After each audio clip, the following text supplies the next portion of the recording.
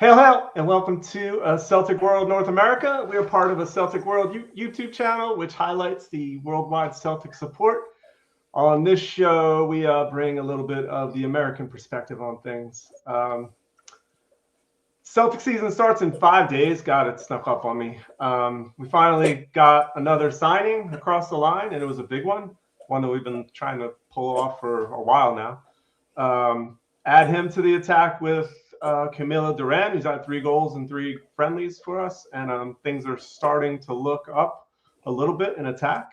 But still, lots of work to do, and with the pace that this club moves, we'll see if they can get it all that necessary work done in time. But I'm going to try not to be as negative as I've been in the last few weeks since the Casper who move was such a massive one. And so I'll give them credit there. So I'll try to maintain a little bit of positivity tonight. But let's introduce everybody tonight. First things first, Chris, how we doing? Hey, doing all right. Doing okay. You got your emergency hound dog walk in before the show, so I did. We're all set to go. I was just running behind, and he was the last order of business before I can be clear to go. So yeah. And then so tonight we got a very Chicago themed episode. We got Paul, one of our frequent guests, Paul from Chicago CSC. Paul, how you doing? I'm very well. I'm kind of excited for the new season coming up, so we'll try and keep going on this. Yeah, so I think you were on right at the end of last season. I think you were one of those last episodes. Yeah, and then we kind of went. I'm sure. Yeah, and then we kind of did kind of new people all summer, so it's good to get you back on. And then Shaun, another guy from the Chicago CSC. Welcome back. We had you on this summer, and got you on back again. So glad to have you on. Yeah, good to be back. I'm excited to share my expertise on scouting on all of our new signings, which is actually next to nothing. So I'll probably not say a ton, but here for the vibes. Same here. All right, let me throw up some comments first. There's a decent amount of people in the chat already, which is great. Milky Moo, Casper Who, Hugh. I don't know how to pronounce it. Celtic always gets guys who I have to like last year was Iheanacho and Buka and just constantly Sriracha, and I ended up figuring it out. But apparently in Denmark they say it's Casper okay. Yeah, I wouldn't hold me to that, but that's just what I've heard. That's how they're saying it over there. So can we call him Shug? And then hail Peter, thanks for getting in there. Hail another Peter. And then Paul and Andrew, thanks for getting in the chat early. So like I said, I mean, that's that move has been kind of in the works. I mean, maybe not in the works, at least one that's been talked about for a while. So and like I said, the club just moves at a glacial pace, and so once you start hearing a rumor, you figure it's going to take 2 or 3 weeks maybe for it to get over the line, and then you get that done, and then it's on to the next one. And is that going to take another 2 or 3 weeks? Who knows? But Chris, I don't know what was your reaction to the news? I mean, I'm excited. I mean, he's a guaranteed goal scorer.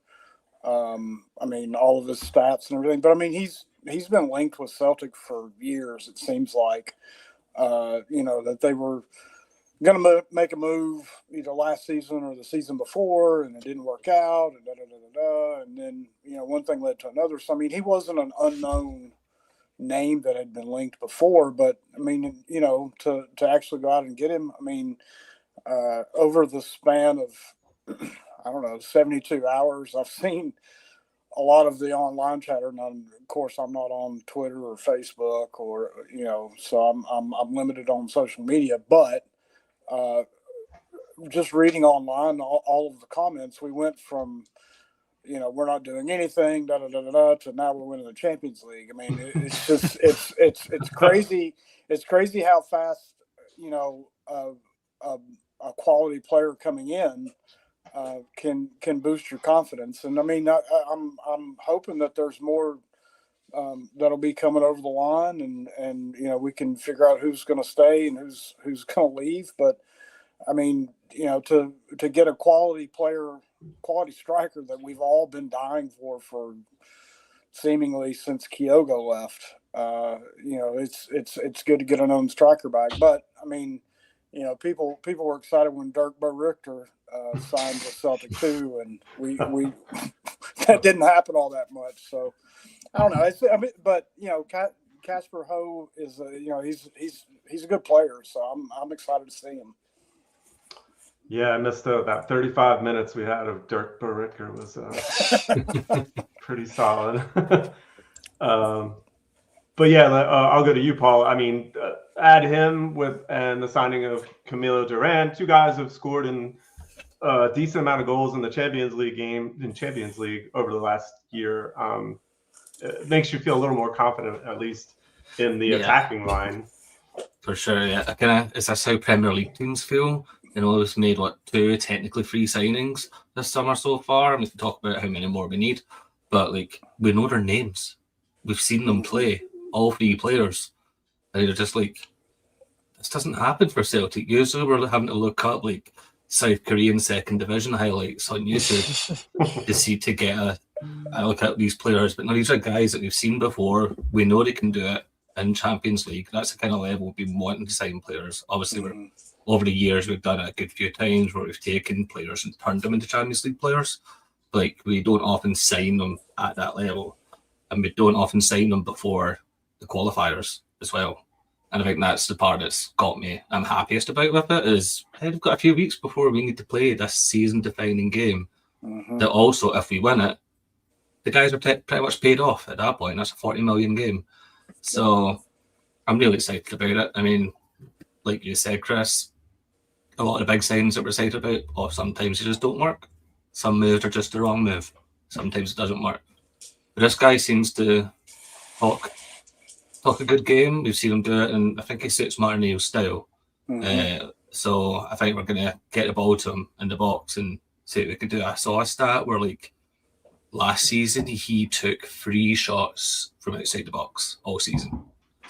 So this is a guy you need to get the ball to in the box. Don't expect anything else. Don't want to see him out in the wing. And anything else. Okay, if he tracks back in defence, great. I do not want to see him out in the wing when we've nobody in the box, like happened a lot last year. So if he can do that and score against who, I think we're all right. Yeah. And then throwing up San Fran's comment here, and you did hear Martin say that today or yesterday, I forget what it was, but if that's the kind of guy we're in, that's what I've been kind of pushing for.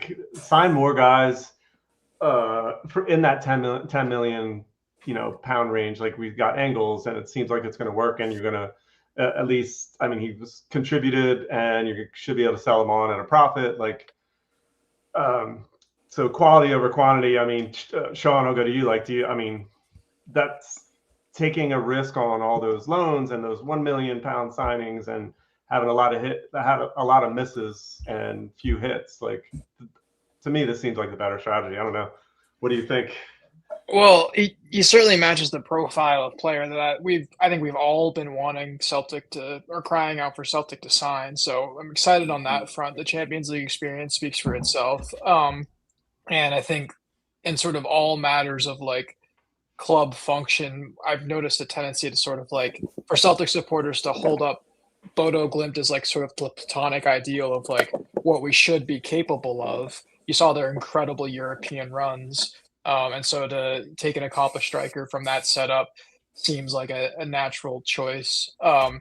So I am excited about it like everyone else is. But as Chris pointed out and as Paul elaborated on, it doesn't always work out. Nothing is guaranteed. I was someone who was excited about the signings of Albion Ayeti and Shane Duffy, and look how that turned out.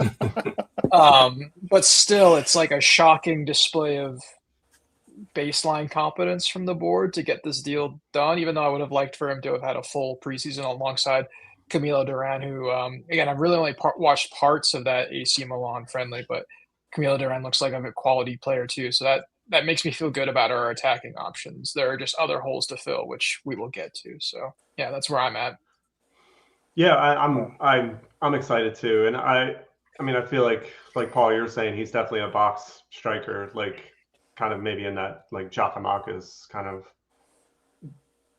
vibe of a striker. But and Duran kind of brings you something a little different too. So to be able to maybe play them together with two up top or Duran on the wing, because you feel like you do want to get them both on the pitch because there are going to be like probably two of your better players on the side. But he also seems like a guy who has personality too, like which Casper who however you want to say it,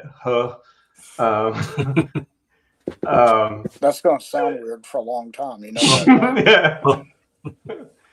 Yeah, it's only hear Martin and you'll say it.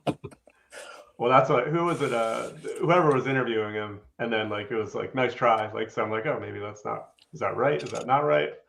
I wish he would have just kind of let us know right from the jump what it was. Take it back to Casper. What I'm excited about with him as well is he's a guy that likes to get his head on the ball, and we've just got a set piece coach for the first time in forever. Well, at least a competent one, and one of the most annoying things from you Celtic is how bad we are at throw-ins and corners. And we've got a good deliverer of ball with Bengals. So if he can put a ball right in his head, we're going to be sorted.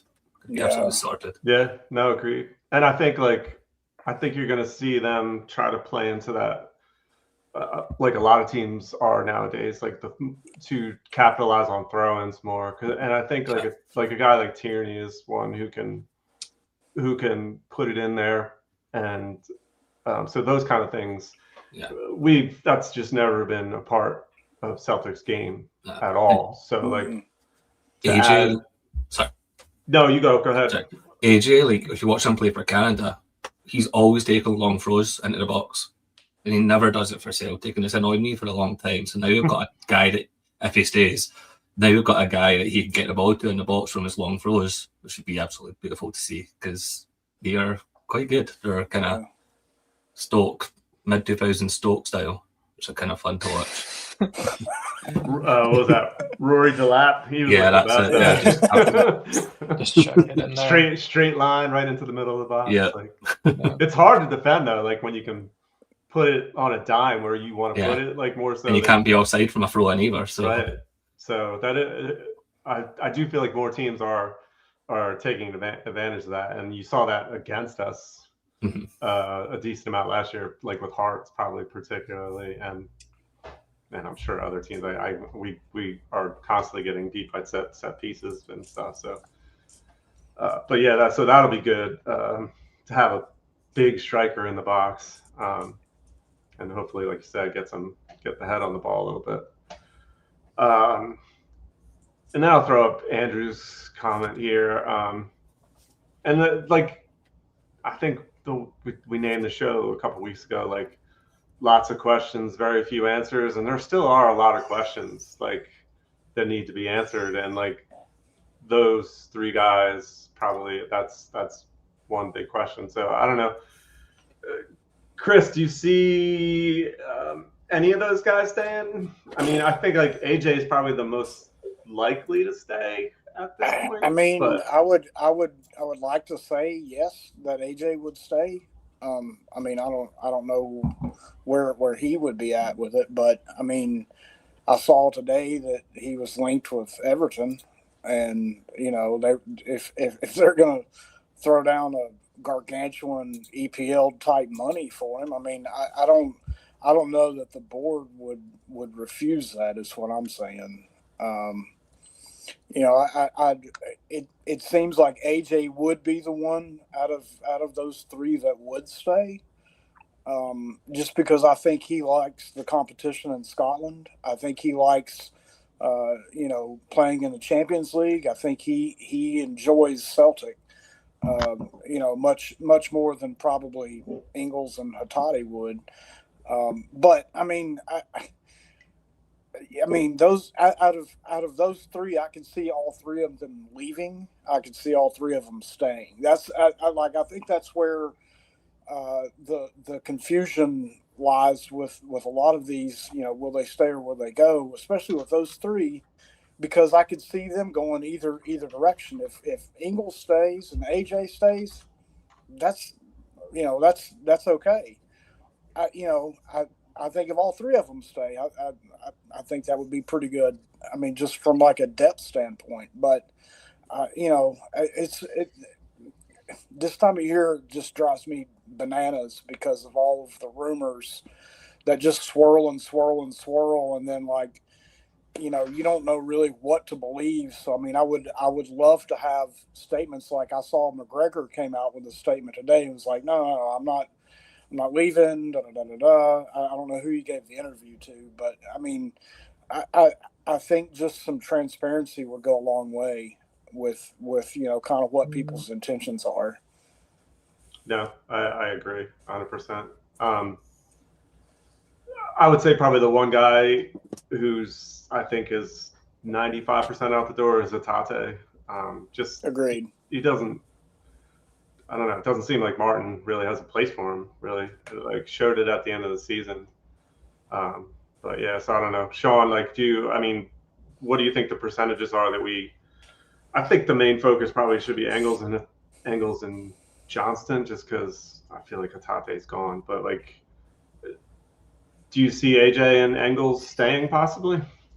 It could be. I think the AJ to Everton rumors are fairly recent, and I wouldn't blame him for leaving and trying to capitalize on whatever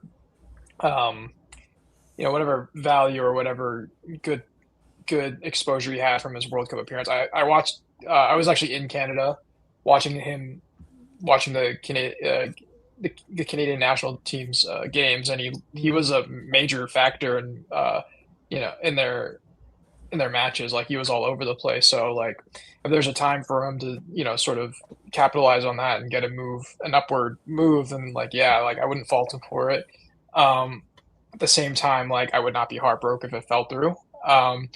I don't like we haven't been linked to any right backs in the transfer window, and if he leaves, that leaves not a massive hole. Like I like Colby Donovan's potential, and Tony Ralston. I know he's been around forever. I know he's not that great, but he's a solid squad player. So I don't think it would be this like massive hole we would need to like desperately fill. Like I want to see more of Colby Donovan.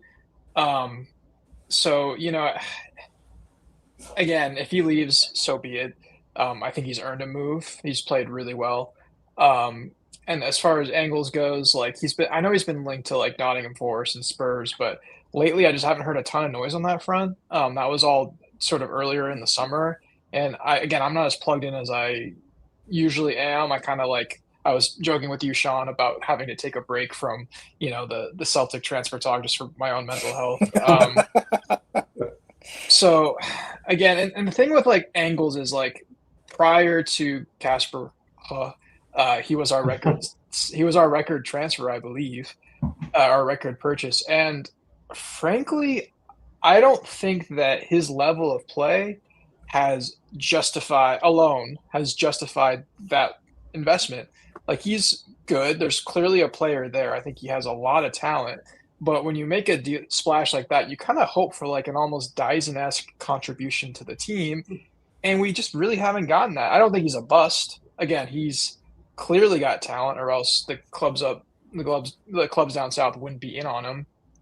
But, part of me is kind of like, why not? I mean, unless he forces a move through or unless the money's too good, like why not keep him around and say like this is your chance to like shine and really show the player we know you can be, because like aside from like your potential, like you haven't justified the sticker price for what we paid you. So I don't know. I understand that like if the money's right, they're going to have to make a move, and all the Celtic board really cares about is ROI.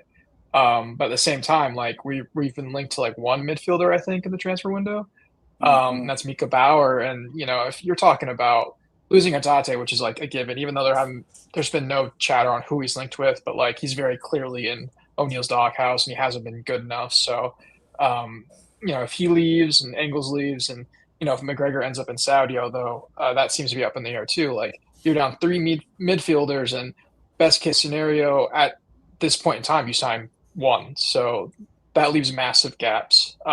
So I don't know. I feel like I didn't answer your question properly. I don't even remember what my question was. Yeah, it's just it's one of those things where like it's somewhat spiteful, but I kind of want Engels to stick around just to prove that he can be a good, like a really, really good Celtic player instead of one that just has a lot of potential, you know? Mm-hmm.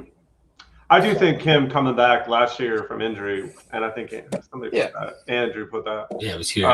He was huge. Him and I would credit him and Dyson probably the most with kind of getting us over the line to win the title. Like when Engels came back, I mean, he was all over the place. Like, and that's something we lack in our midfield is that guy who runs forever and cuts breaks up play, and like he can put a cross in and like play some long ball stuff. Like, so like I think he hasn't shown it consistently to what you're saying, Shaun. And if he could do like that for an entire season, then yeah, I do think he's worth that.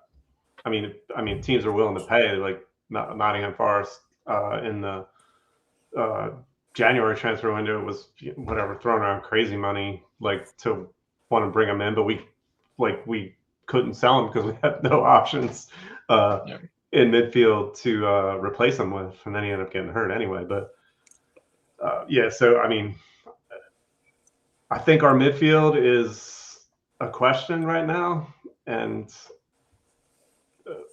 I think he would be a big loss if we did lose. Like, I don't even know what we would do, and particularly with Hatate being in the doghouse. Like, I don't know. Like Paul, like how would you see our midfield if we'd almost have to sign? Like, you'd have to like increase your offer for the Mika Bauer guy. Like, you're like, fuck it, we'll give you whatever you want. Like we're desperate now. Like.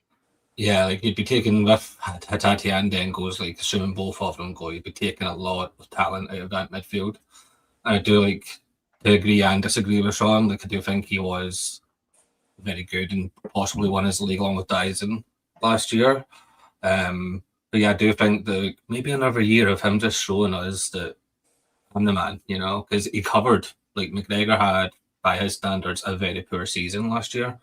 Especially towards the end, you could tell he was starting to tire a bit, and he did show up a lot of good times.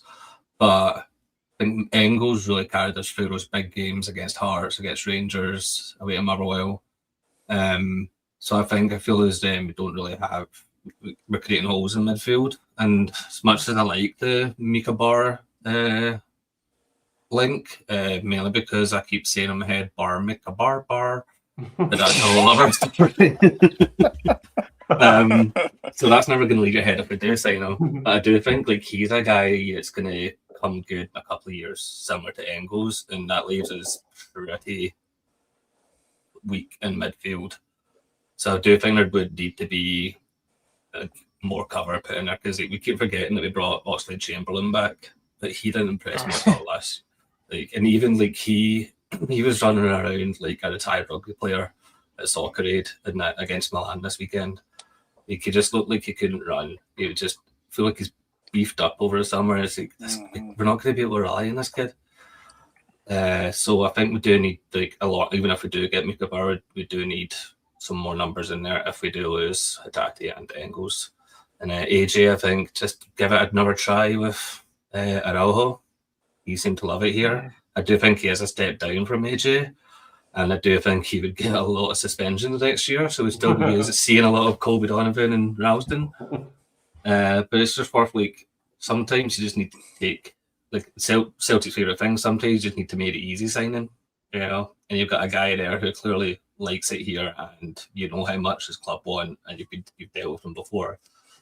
So just go speak to them and fill that position so we can focus on some actual problem positions, you know? Yeah. So...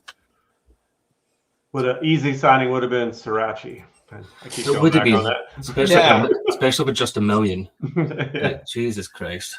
I mean, that still is mind-boggling to me that we didn't do that, because I do think he was very important in a lot of games. Like, he just brings something different, and like. So, go ahead, Chris. So let me throw out a hypothetical, right? So let's say that Rio leaves, right, and we sign Mika Bauer, and that's your midfield. Nobody else leaves. Ingles, Negrin, everybody else stays. Are we comfortable with all of that, with just Hatate and Mika Bauer switching, and the rest of the midfield as is?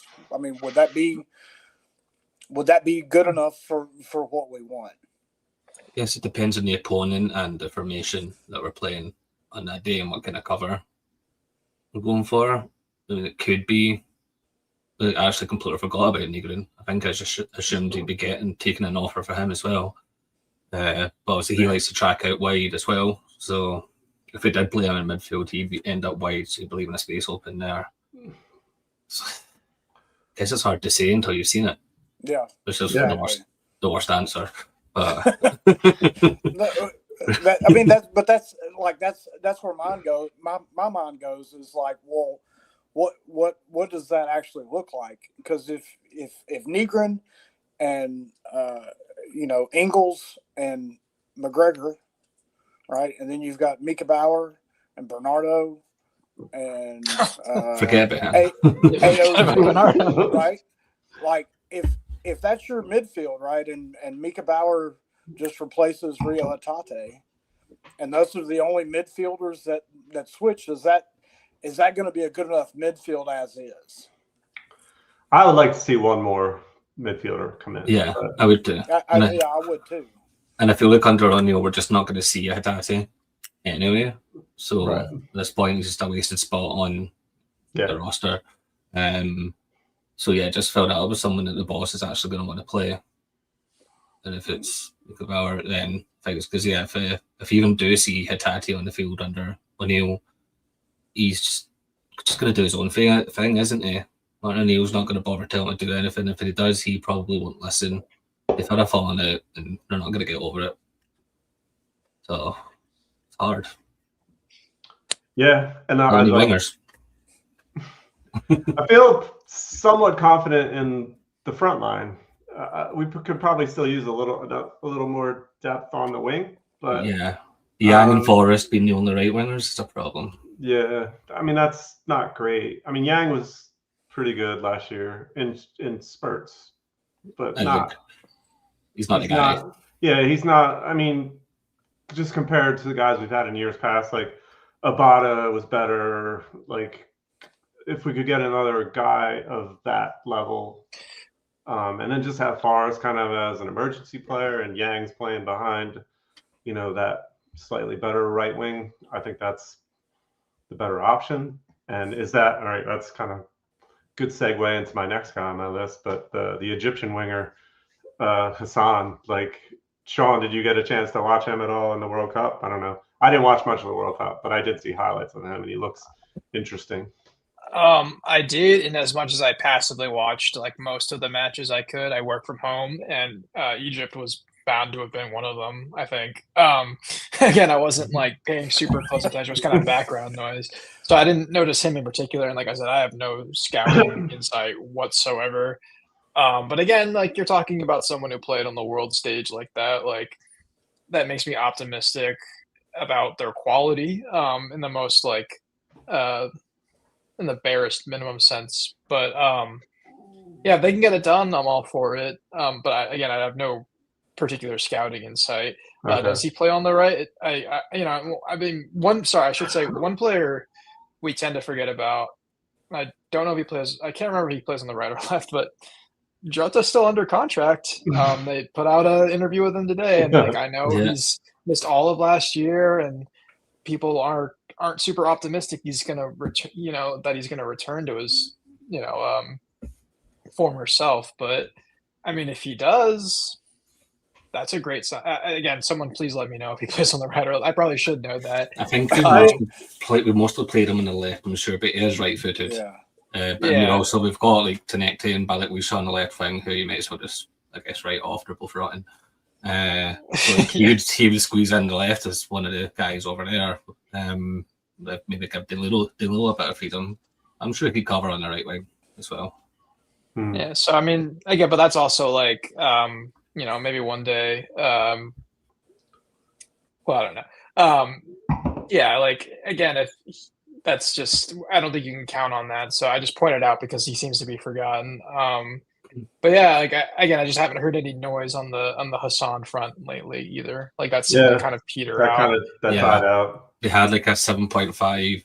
Like Lon had a 7.5 million bid rejected yesterday, so we're gonna have to spend big on the guy, and I think they were hoping to spend a bit less. Yeah. So I can see that he didn't really impress me at the World Cup. What little I saw of him didn't impress me. Like he looked competent, but just didn't stand out, I guess. And I'm always skeptical of like signing a guy off of one good World Cup. Yeah. There's a lot of famous examples out there, like of it not working out. So I'd like to see a bit more of a guy. I mean, if he ends up being a baller, great, but not too fast. Yeah, and now he's going to cost you 8 to 10. Yeah. Yeah, and I just saw literally like just 2 highlights of him, and he looks like he's a kind of dribbling winger who can get by guys, which is something we would be. It's great. not Yang's game, so no. He can do it. Then he just doesn't. Yeah. Then it's like, what do I do next? Tanecki's the same way. Like Tanecki can get by a guy, and he's like, all right, no, I'm gonna try and get by him again. Like he's that kind of, and it's those guys who are just like not good decision makers on the wing. Like don't know when to cut it back, don't want to, stuff like that. And that, so I don't know. I feel like I would keep going back to Abada. I would love to have a guy like him again. Yeah. I didn't appreciate him probably as much when he was here, but on his day he was brilliant. Yeah, and he scored a lot. I mean, scored a lot of goals and a lot of big goals too. So. But to take it back to what Shaun was saying about Jota's interview today, I'm skeptical of that. Because most clips I've seen of it were above waist only. So I'm not convinced he doesn't have like a pair of Oscar Pistorius blades down there. They've chopped his legs off and are just keeping us happy until the contract runs out. Well, I mean, those Oscar Pistorius legs help him set like world records, right? So maybe. Sitting in a wheelchair. So we have a fast one there. Just need to head the ball off the ground. Yeah, just don't give him a firearm.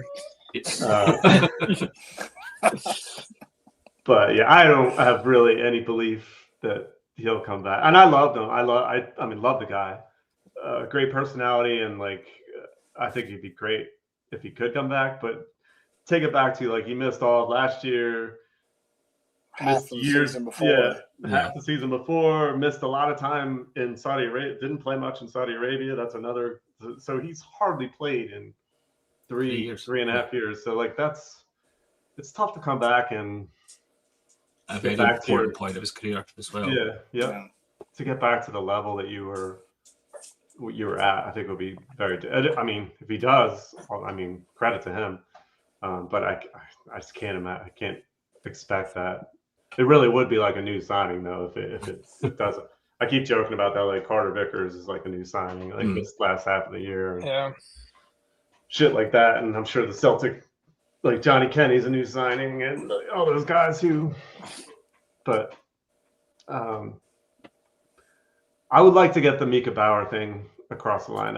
That would make me feel a little better, even though like we were joking last week about his YouTube highlight reel was like just one of the worst things you've ever seen. It's like a lot of bad touches and getting bullied off the ball. But then you hear reviews of them, and they're like from who was it? Derek Ray, who covers the Bundesliga, like was raving about him, like and his game, and how, like he played a big part in them moving up. So like, and I think we just need to add some depth in the midfield.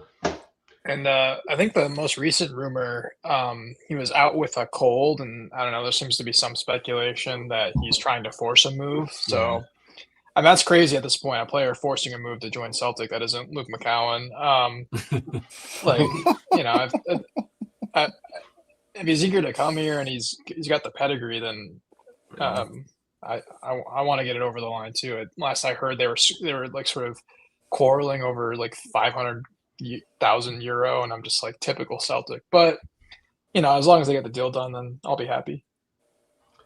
But I mean, it just goes back to the Sriracha thing, to quarreling over Pennies. Yeah, pennies. And the rumor he might go to MLS to play for Houston for, I saw 750,000. Yeah. And like, Jeez. we weren't willing to spend $1 million or $1.5 million, whatever, for a guy who you've seen him play for you. You know what he can do. Like, he can handle playing in Glasgow, playing in big games in Glasgow derbies, playing in Champions League. Like, And just there's an argument. There's an argument that without him, we don't win the league. Oh, he was huge against Hearts, like that. Yeah, and nose to nose with Lauren Shanklin, that was an incredible moment. And he's like smaller than I am, and I'm not a big guy, so that was incredible. I love this. I could go this season without. Okay. Just want to strangle him. Yes, I feel See if you're going to way. talk so much, McKowen. Actually, do something in the pitch. Wee Billy Big Mouth when the cameras are on. He's good at that. He's Scottish too. We need Scottish guys for Champions League. And that's why Colby Donovan and Tony Ralston will always have a spot. So yeah. Yeah. We hope so. Yeah. People have said they raved about his performance. I think it was in the playoff game against Wolfsburg or someone. Apparently, he came on in the second half and changed the game. So I'm just gonna put all my hopes on that one little rumor. It's like every time he does something bad, I'm like, that's not the guy I saw in the playoff game. No, I didn't even watch it. Okay. I like that. At least Bane kept his mouth shut. Yeah, you would never hear Bane. Mm-hmm. But I guess another guy, and we have he hardly gets mentioned, and you threw him in, you saw the names AJ, Engels, and Hatate, but Trusty is what's, I don't know what the deal is with him. Is he another guy who might be headed for the door? He's, like I said, I saw him throwing the first pitch of the Phillies game over the weekend or something. I'm like, get back to Glasgow, man. What the fuck? And you're seeing him in other stuff, he's just social media posts around here.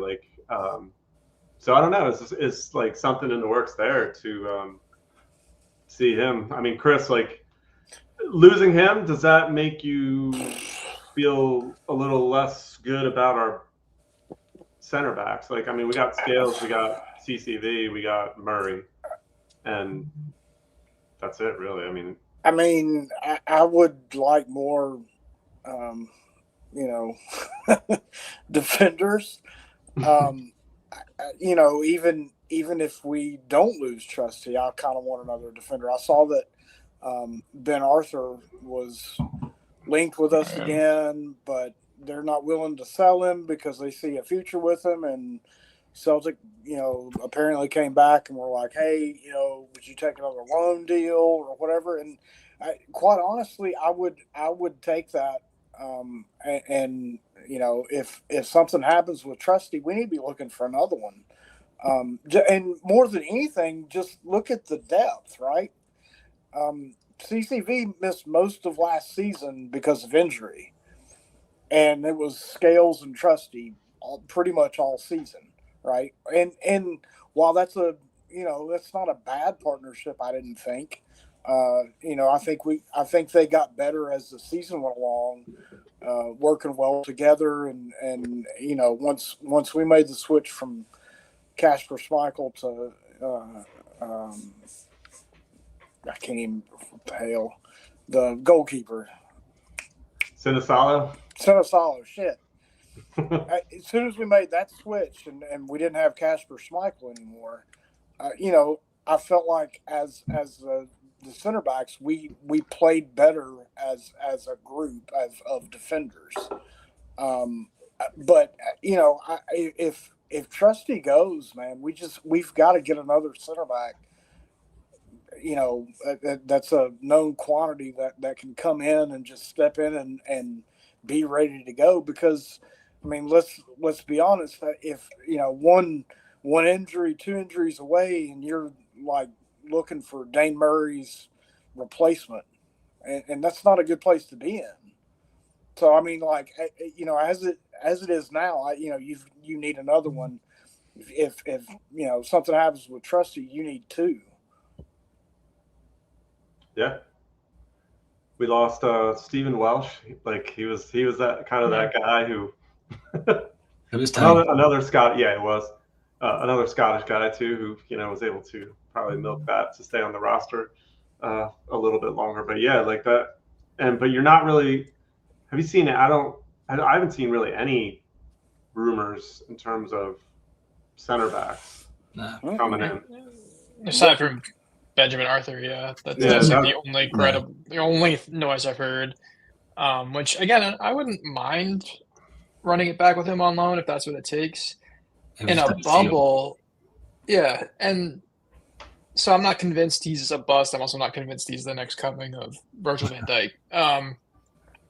But in a bubble, I wouldn't mind losing Austin Trusty. Like, seems like a nice guy. Was solid at times. His best performances for Celtic were in Europe, which was immense. But you saw in that Hearts game that like Hearts were more than content to kind of just back off him whenever he had the ball, and you saw him looking lost out there a couple times. And frankly, when you're a possession-based team like Celtic, I mean, less so under Martin O'Neill, but a team that's going to have the bulk of possession, and you got a center back who doesn't seem to know what to do with the ball at his feet if it's not clearing it in his own box. That might, I don't know if that's the profile of, you know, center back we want to have. So it's no diss to him. It's more just like, I think a sort of, you know, a style where a team where you're going to sit back and defend more often might suit him more, because I think I mentioned this the last time I was on here, but his best performances in a Celtic shirt were in Europe. I think it was like Atalanta and one other team I'm forgetting where he just pulled out last year. Yeah, just pulled off like a really gutsy draw with him at the back. So he might need to, you know, I just don't know that this is kind of the team that suits his style best. However, you can't have him go without proper coverage. And we know how slowly we get our transfer business done. And Benjamin Arthur being like one mention of a potential loan deal with Benjamin Arthur isn't good enough. So again, it's just you keep him because you need him. But if you can replace him, I wouldn't feel, you know, terribly Harper. I appreciate his contributions to the team. It's just, again, what I saw in that Hearts match really scared me when it comes to Trusty. So, you know, I feel conflicted in that area for sure. Yeah, it'd be sad to see a Philly guy leave. Well, yeah. Actually, kind of Philly, outside Philly. He's a Delaware County guy, so that's the other side of Philly for me. So, but yeah, that's and like Andrew, like if Trusty's leaving, would it have been smarter to keep Navrosky, or however you pronounce the name, or is just he probably not good enough for Celtic too? We didn't see a lot of him. I mean, I feel like he was decent when he did play a couple times, but nothing special. But remind me, was it him or Lagerbielke who started against the Huns at Ibrox a couple seasons ago? That 1-0. The foul. Yeah, that was loud. Yeah, he did start against. He started against the Huns one game too, with Navrosky. But yeah, Lagerbielke, he had the foul, like the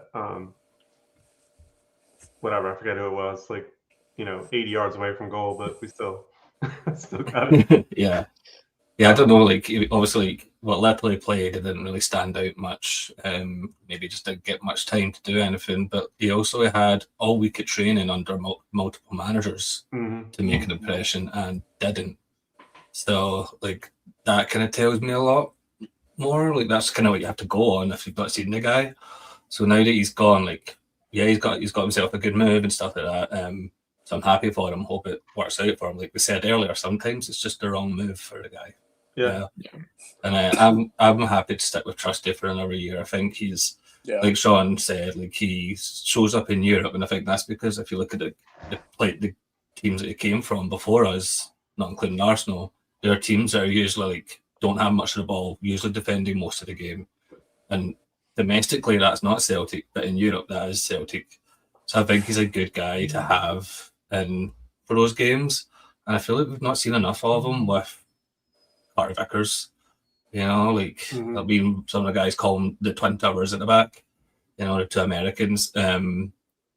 He like I think they do better together. That like Scales and Carter Vickers or Trustane Scales because there's just doesn't. I think Scales is just a weak defender. He's just never done it for me. I've spoke a lot about him on the show before, so I feel safer with Trusty and Carter Vickers at the back than I do with Scales. I don't think Scales seeing so much game time is more emblematic of where we're at as a club rather than how good he is as a player. Yeah, I agree. I think like going back to like Shaun, you said he was massive in Europe. I think from what I remember, like that the Hun Scottish Cup game, like where we won on penalties. That was another game where we were backs to the wall, like, and I think he was, from what I remember, he was big in that game too. Yeah. So that, like, I think Paul, you said like he's good as that kind of back to the wall defense. Like we're constantly defending, and I don't know, just to have it just for depth, and he probably is your best two right now, along with Carter Vickers. So, but if they are offered somewhat decent money, I think. Yeah, Trusty's profile never be higher. Yeah, they'll let him walk, and that's coming off the World Cup. Not that he played a lot, but like he did get seen. So I don't know. It could be time, but even if it's not, get back to Glasgow. Get ready for the fucking season. They don't have Wawa in Glasgow. Last I checked, so probably trying to delay the inevitable. That's the problem. Yeah. But yeah, and then the last one, and we haven't had you guys on, but like we've signed two guys so far, and we talked about Casper, but Camilo Duran. Like, what have you thought of him? I'll go to you first, Paul. Like, what have you thought of him so far in the preseason? Yeah, I've been impressed. I'm kind of dumb enough to have watched most of the preseason. That I could, like, even if I was working, I'd just throw it on. Even the Cliftonville game, for some reason, there was a World Cup game on at the same time. But yeah, like I've been impressed. Like you just watch him, you just see there's your Dyson replacement. Like for like, he's just constantly getting at the keeper and the defenders if you've got the ball. He's a good finisher. Like the goal against Milan was a bit of a freak goal, but he still scored it. And like I said earlier, it's just nice to sign a guy that you've seen play before. Like last year, like I'd watched the little thing at the start of last season that kind of a YouTube video that said, "Hey, keep an eye on Karabag. Like they've built a good team here." And I remember watching Duran and thinking, he's the guys, the kind of players that we should be signing, not Yamada, none of that nonsense. Like we should be signing guys like Duran, this fast attackers are going to take a man on. So when we got linked, I was like, please do it. So I'm happy that we got it over the line. He's got the experience at the level that we need him to have. Don't think there's going to be like too much waiting for him to get up to the level we need. So if he can keep pressing, not get injured, and get a few goals, I think we're sorted in that kind of weird hybrid striker/winger position that we always seem to have. Mm-hmm. Yeah, I've been impressed so far too. Shaun, have you got to watch the friendlies at all yet? I watched, I want to say like 60% of the match against AC Milan, and that was after I think Milan had tied it up. But all of the people I trust, the sources I go to for just anything about Celtic relating to Celtic players, have had nothing but good things to say about Camilo Duran. So I'm excited about that. Just hearing him compared to Dyson in that, like for like replacement is very reassuring, because the one cliche we've heard repeated about Dyson so many times over this transfer window is that he's irreplaceable, and you're not going to replicate. Like he's maybe the best presser, fast, like one of the fastest players in the world. It's just a shame he has a horrible touch, but that's neither here nor there. It's just literally a world class man. But to sign a player who can sort of fill those shoes in and of itself is just a major accomplishment. So I'm excited to see more of them and actually pay attention. I was very passively watching that match, but excited about it for sure. Yeah, and maybe he's like not as much running, pressing, but a better touch and better finisher. Yeah. So just Yeah. that kind of makes up for the like Dyson is unique. Like I've never seen another guy like him, but so if he can replicate even half of the pressing that Dyson did and have a little bit of a better finishing touch, yeah, I'll take that as a as a Dyson For replacement sure. Yeah. all day long. So, but I don't know. I guess like that kind of leads to like where do we stand going into the start of the season? Like it's crazy how fast. Like you didn't learn, I don't think, much of anything from the friendlies. Probably less so than you have in years past, with it being a World Cup year. So I think the teams that were playing weren't playing much. A lot of their guys, and we weren't playing a lot of guys. So we don't know who's going to be sold from this point on. We don't know who Celtic's looking at because they don't communicate with us hardly at all. We can kind of talk about that later with the supporter engagement update. But like Chris, I guess where do we stand in terms? Like you've seen Hearts go out in Champions League qualifiers and just get pumped by Sturm Graz and over two legs. So I don't know. You don't expect much of them. I feel like Motherwell's lost some big players, and they lost Just and Watt, and they lost their keeper Callum Ward, and so it all comes down probably like where do we stand against the Huns? But like, how do you see the season starting off? Because I think it's going to be it's going to be a change as the team changes. Yeah, I mean, this is that hopeful, optimistic time of the year when you can win the Champions League and the Scottish Cup, and like you can lift all these trophies before you've even kicked a ball, or you're doomed to go down in flames, and all of these guys are busts, and we're not welcome anymore, and it's all collapsing in. But it's just always the weirdest time of year, and I'm always I always take a little bit of refuge in knowing that like the squad isn't fully together yet. You don't know who's leaving. You don't know who's coming in. You don't know what it's going to look like until the end of the window.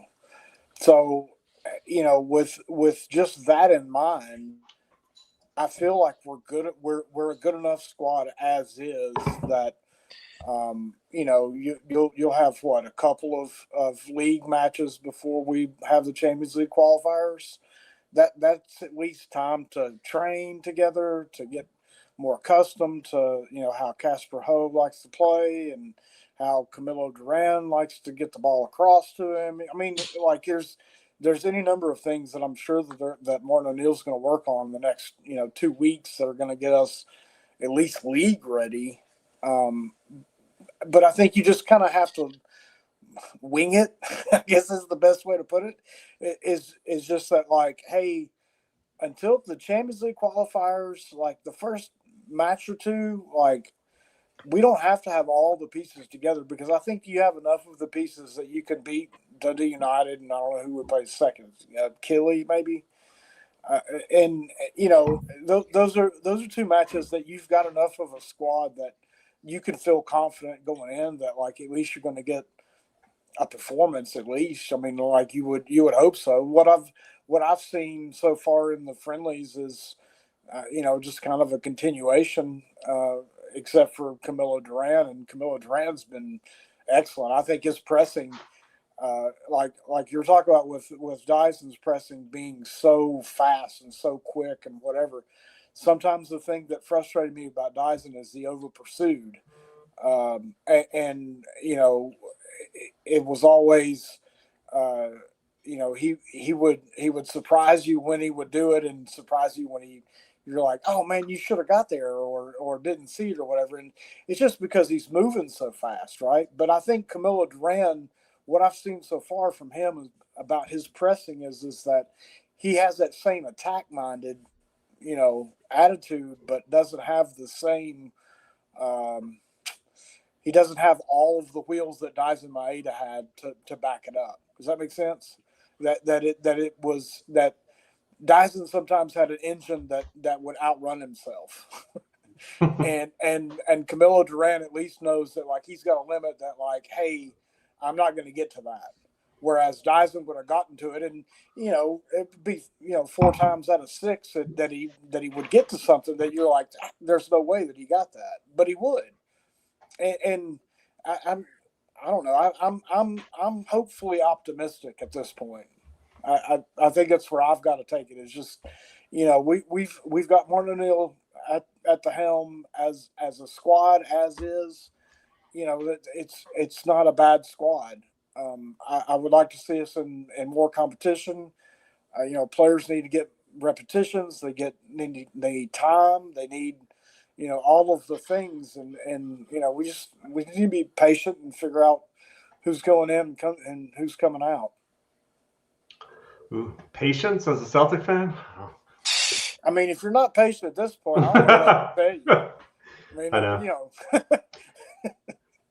But we're the type of fan. It's a draw in the first week, and it's the fucking sky is falling. Yeah, Martin O'Neill out. Yeah. So, Paul, how about you? Like, what's your confidence level, I guess, going into? I mean, like I said, I think you can only probably think of these first month, 2 months, how it's going to go, and then there's going to be a lot of changes. But so, like, how do you see this first portion of the season going?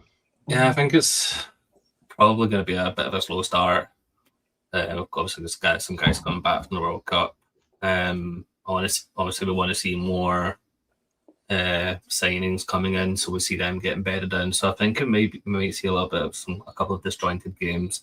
Kind of glad we've got the League Cup game against the United after a couple of weeks, kind of almost like a break. You can throw out some of your reserves or whatever. We don't need a treble. Just want a league. But see, it's hard to really judge right now, just because the teams that were good last year are just so different this year. And I've just not seen any of what Rangers are doing, because obviously I'm not going to go out my way to watch their friendlies, because that'd be weird. Like a lot of the other teams in their league, they've played European games and they played like the League Cup group stage, and I've watched a good few bits of that, and like Aberdeen look dreadful. Like, they look absolutely dreadful, so I'm not worried about them. I think St Johnstone are back up in their league this year. Yeah. Yep. Oh yeah, we postponed the game. Like, they don't look up to much. Hearts, they've got a lot of the same players. There's talent in that team, but they're just not gelled under a new manager yet. So if they stay in that route, then it could be the same thing. Then Motherwell have lost their engine in midfield and they've lost their manager, who was, I think, the biggest part of their good form last year. So I just don't know how to judge this season so far. It's kind of hard, but they win pretty much every league going, so you'd have to be kind of confident. But there's a lot of ways this club can shoot themselves in the foot, and they'll absolutely love doing that. So let's see what happens. Yeah, and I'll go to you. Like, I'll throw that to you too, Shaun. Like, what's your confidence level outside of? I'm going to throw out the Champions League qualifiers possibilities in a minute, but like, in terms of the league, how do you see it going these first? Like I said, the portion of this first 2 months, month and a half, 2 months of the season.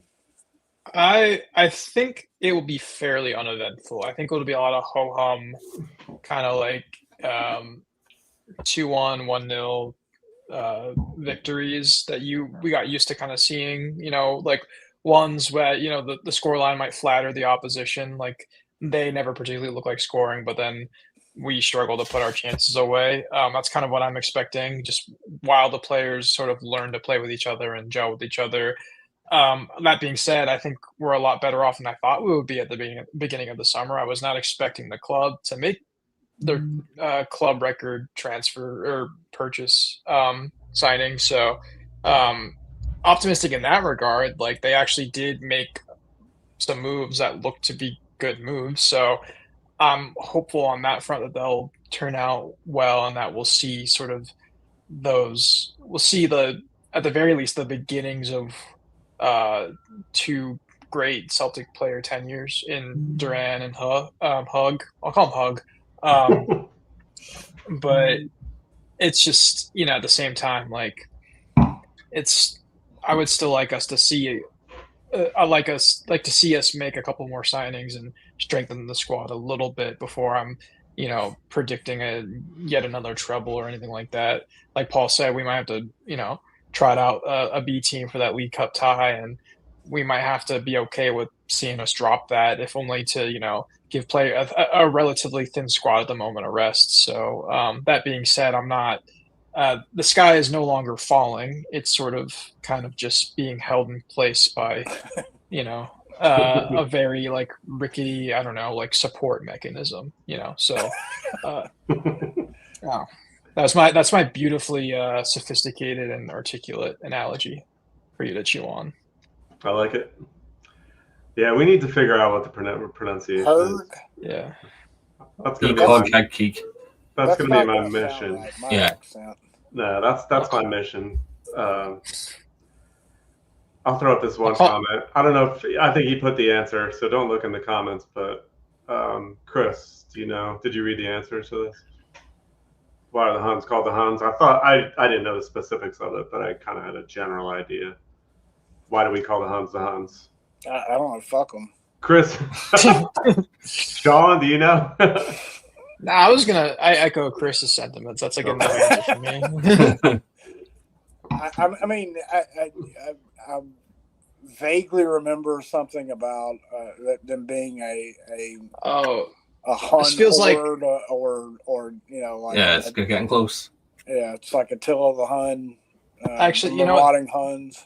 Kinda. This feels like the setup to oh, okay. I thought it was the setup to a really corny Celtic dog joke that you get sent to your WhatsApp group, and it gets like five haha reacts from people who barely know how to use a phone. So I didn't realize this was a sincere question. No, it was sincere. I believe it wasn't just the press. I'm sure it was the mayor of Wolverhampton that actually said it, and the press printed it, and then it became the whole thing. Then there's also a lot of people believe it was just a link to the royal family and their German links as well, which is also kind of fun to get up them. But yeah, pipes, McBags, has it right there. Yeah, I knew I didn't know it was Wolverhampton. I knew it was something with the English press referring to them as Huns. Fuck the English press too. I think it was the local press though, so we're all right. None of your Murdochs. Yeah. So we're getting lots of conflicting. A lot of suggestions. I don't know. I'm gonna actually look this up later. I wish he would have fucking said it when he was doing the interview. Who was doing the interview? It was who was it? Yeah, I can't think who was doing it, but he tried it and then he's like, nice try, by the way. Yeah, your first mistake there was trusting the Celtic media team to do it right. Yeah. I was gonna call him Skinny Casper and then keep calling Casper Michael Fat Casper. But yes, that's too good. So we didn't mention the Champions League qualifier. I mean, we've kind of loosely talked around it, but we're starting to get a little more of an idea of who we might play in those, and so I'm going to throw up teams that are possibilities, and it's I think down to 7 or 8 different ones, and so some of them we've seen before, or one of them we've seen before, and I have a awful memory of it from last year. Yeah, they don't have their stud this year though, so yes, that's true. He's just turned out for Chelsea in pre-season. Yeah, that's covering the whole screen, so I can't put it up. But yeah, so I don't know. None of those teams totally frighten you. Some of them are. I think Viking a little bit. Yeah, Viking probably and going to Norway. in Europe as a Yeah. Celtic fan is terrifying because it just has never gone well for us since I've been following Celtic. But a lot of those other teams, you feel like we have to be in a good spot to advance, but you would have said the same thing last year going to Kairat. So, Chris, I mean, does any of those teams frighten you? I mean, I've never even heard of half of them, so I mean, admittedly, they shouldn't, right? But like you just alluded to, Colorado Almighty was last season, right? So, one of these teams that nobody's heard of that makes it to a Champions League qualifier can easily take you out if you're not prepared for it. But as Shaun and Paul both have talked about earlier, getting Casper Hoy or Ho or however you say it, like before those qualifiers, I've got to feel a little bit more confident going into those matches, thinking that maybe that we've got better weapons this time around than we had last season,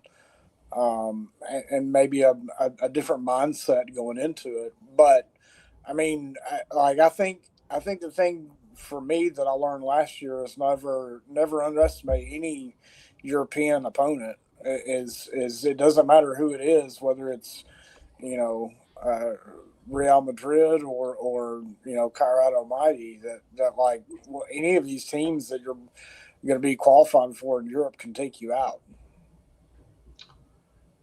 Yeah, absolutely agreed.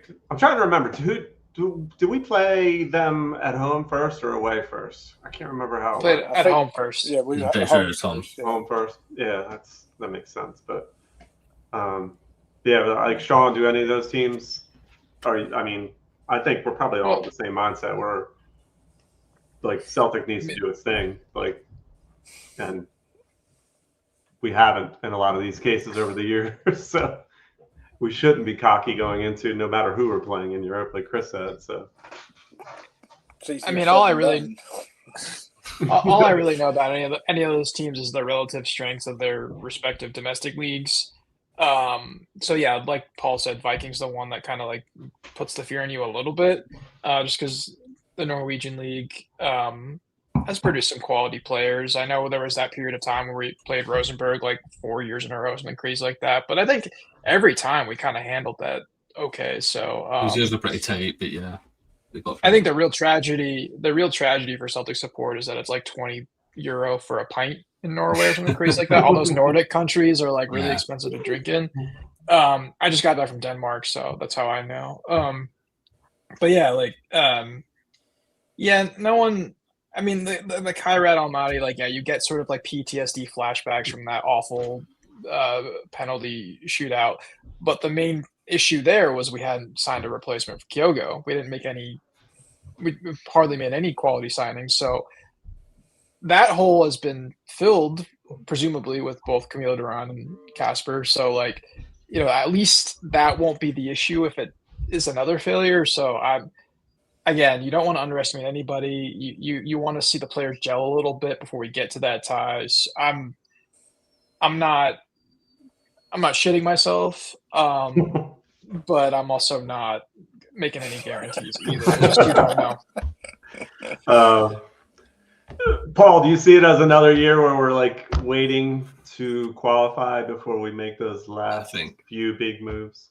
I think now that we've signed Casper, I think they won't open the checkbook until they've guaranteed that extra money. The only team on that list that really scares me is Celtic. They're the only people who can. They're the only team that can beat us right now. But yeah, if there's one team, I was going to say like against Kairat, like we couldn't score for a goal over 180 minutes plus. But yeah, I think that part of that was down to the horseshoe of death from Brendan. We don't really have. We've had a style of play for almost a year now under Martin. Like we just bounce the ball around. And maybe that'll be hard for these teams to play against, but maybe like these teams have much of a right to be there as we do, And for the teams that we've not heard of or like haven't heard of in a while, typically means they got their shit together for a couple of years, and then you kind of got to where are they once they got their shit together and then lost all the good players like Hearts. You know, or are they working on a multi-year project here, and we're going to be the next victims? This kind of happens a lot for us. Yeah. The only real team, like I alluded to, that really I want to avoid is Viking, just because they beat Bodo to the title last year. They're second, Oh, that's true. close. They're close, right, just behind them right now, and they're also Casper's original first team. Like Casper all started at Viking, so it's like that's going to be the whole focus of the thing. At that point, I say, oh, he's going to visit his old friends, and then you get the old kind of, oh, is he going to celebrate if he scores? And then if he doesn't score, people might say, oh, he's not done his job. He's didn't want to score against his pals. So, you know, like I want to avoid those. Just give us like Lask. It's a team that I know, I've heard of. Let's get them. Don't know anything about them. I'm not going to underestimate them, but like I feel like we should get past them. If this current group of players, I think, yeah. If we lose any more players, like big pieces, I think we're in for a terrible time. Because, yeah, we're not going to splash too much cash until after these qualifiers, I don't think. And they don't have long after that either. You only have a couple of days after the qualifier. I think the transfer window ends on like September 3rd, I think I saw. Maybe. Yeah. Something like that. Yeah. 2nd or 3rd, yeah. But then that's like Paul, you mentioned like lack of a like what system do we play? And I agree with him, Andrew, completely. You haven't seen it, whatever it is in preseason, and I think Barton's talked about like we're going to be like it's going to be different this year, but I haven't seen what that is yet, and I don't know. Are they keeping it close to the belt and don't want to show it in meaningless friendlies? I'm kind of doubtful as that, but I don't know, Chris. I mean, have you seen like a discernible style or formation that we're going to play this year? The only inkling that I've seen is when Osman and Duran have been on at the same time. It was kind of like going two up top, you know, and you have that false nine, and you've got wingers that are kind of running in and around.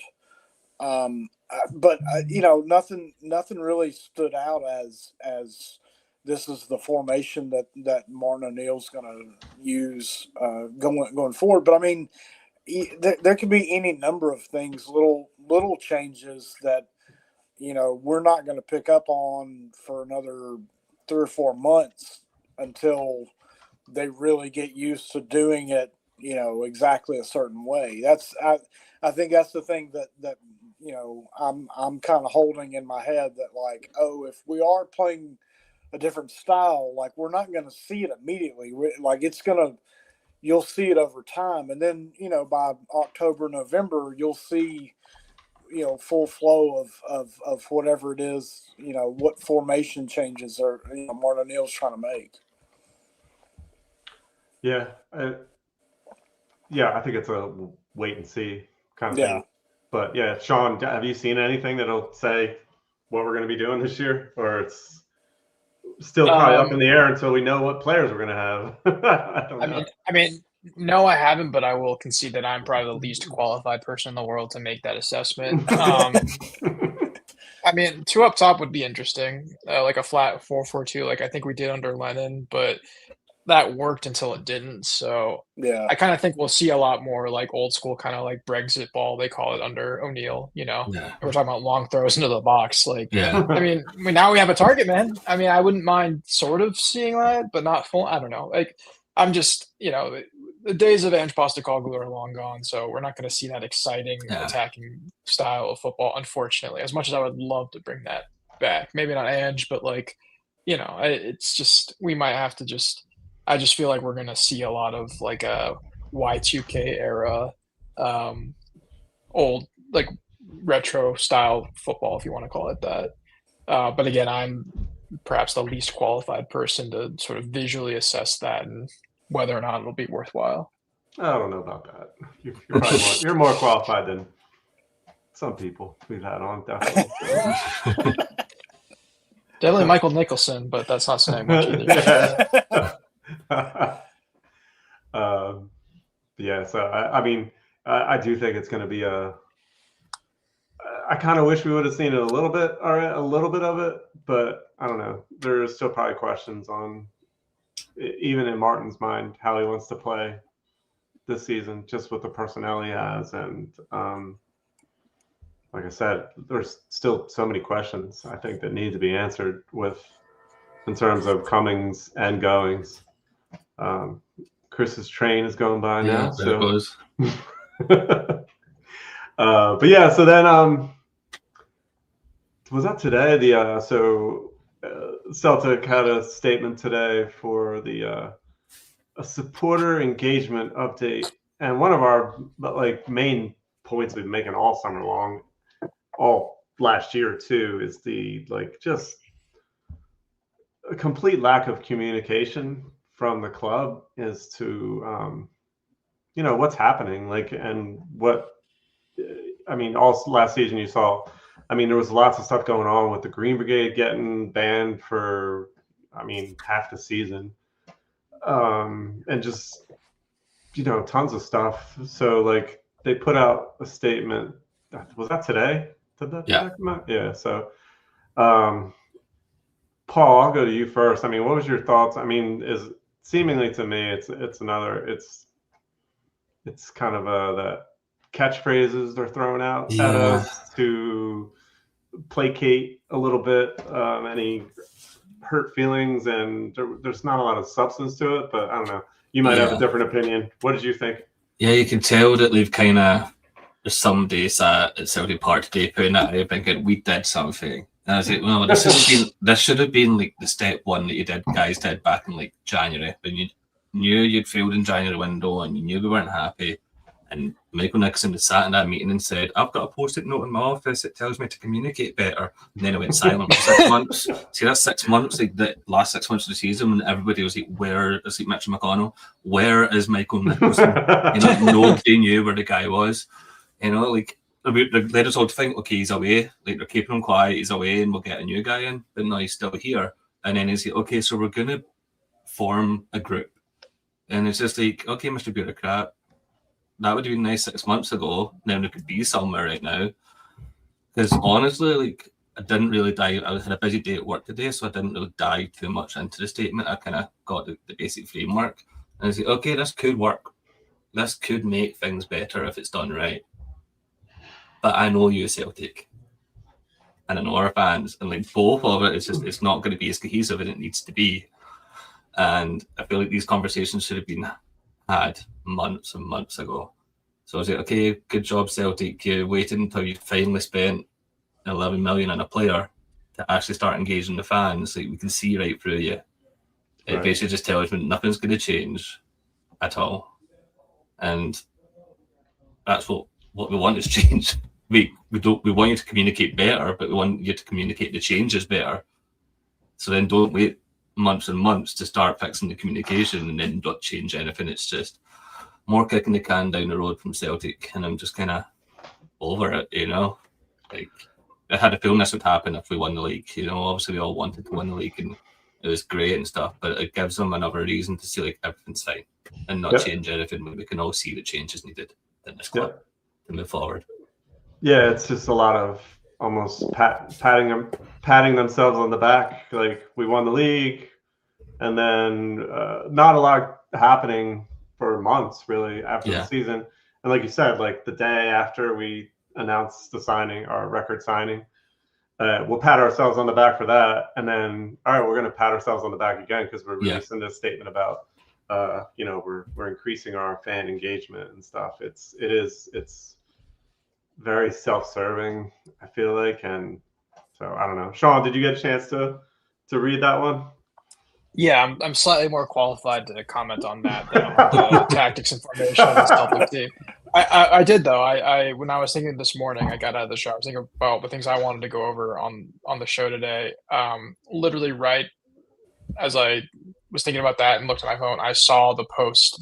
I follow Celtic on LinkedIn for some reason. Which is crazy that's how I'm getting club news on LinkedIn, So communicating Yeah, Michael Nicholson, being an utter fan, he taught me about B2B software sales. I was just No, I just like I scanned it, and to me, a few things stood out. First is a relatively minor one. They created a new job title called supporter engagement, director or something of supporter engagement.